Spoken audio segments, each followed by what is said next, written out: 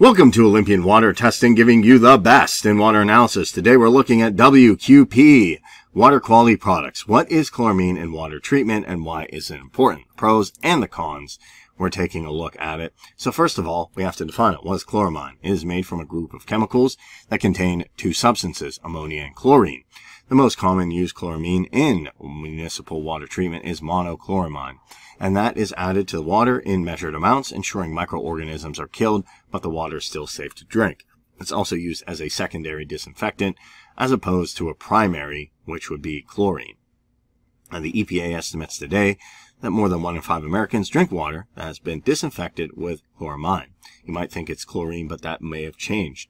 With water containing up to 4 milligrams per liter, mgl, or 4 parts per million of chloramine, it's safe for drinking, bathing, and even cooking and other household uses, and meets the EPA's regulatory standards. So how does it disinfect water? As a chlorine-based compound, chloramine is one of the only disinfectants capable of killing harmful pathogens while still maintaining water quality, and there are a number of theories on how chlorine and chlorine-based compounds work to disinfect water.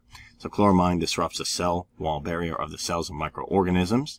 The cells release vital cellular constituents which are needed for the microbe's survival, and as a result of that, the alteration, the membrane-associated functions are terminated, and the cell is no longer able to perform cellular functions and can no longer replicate. So we have chloramine disinfection is usually the 7th stage in the water treatment process. Sometimes they use also chlorine before. And by the time of disinfection, the water has been collected, screened, strained, and undergone processes. So you know that the water has already been previously treated, more than likely. So what's the history of it? According to the CDC, chloramine has been used for water treatment since 1929. So it's been around quite a while, almost 90 years. Cleveland, Ohio, Springfield, Illinois, and Michigan were the first places to replace chlorine with chloramine in water disinfectant process.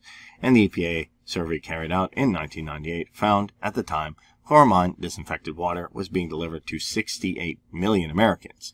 This number is steadily increasing as major cities such as Washington, D.C., San Francisco have switched to chloramine for water treatment.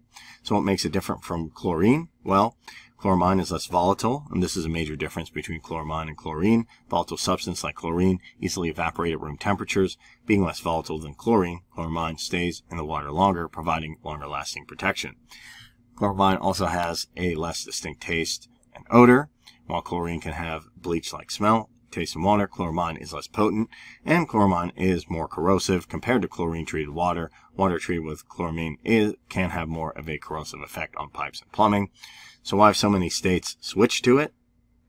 Well, the EPA deemed chloramine as a safe disinfectant in the country, and they're allowed to use this chemical compound. There's benefits and drawbacks, but with chloramine having more benefits, this disinfectant is more popular today. Also, the interesting thing is chlorine is used at a faster rate, which means that in water that is particularly badly contaminated, there may not be enough chlorine to kill all the microorganisms. So that's where chloramine steps in. So what are some pros? It's more stable, it's easy to use and inexpensive, and does not have strong chemical taste. What are some cons? To make monochloramine on site, chlorine gas or hypochlorite are needed. The additional safety precautions are needed to prevent ammonia from vaporizing. It is weaker than chlorine as a disinfectant agent against viruses, cysts, bacteria, and it's more corrosive to metal pipes.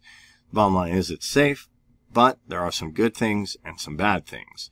And it can still come across different things like bacteria, viruses while it's in the water, and through disinfection create some bad byproducts. That's why it's always a good idea to periodically test your water.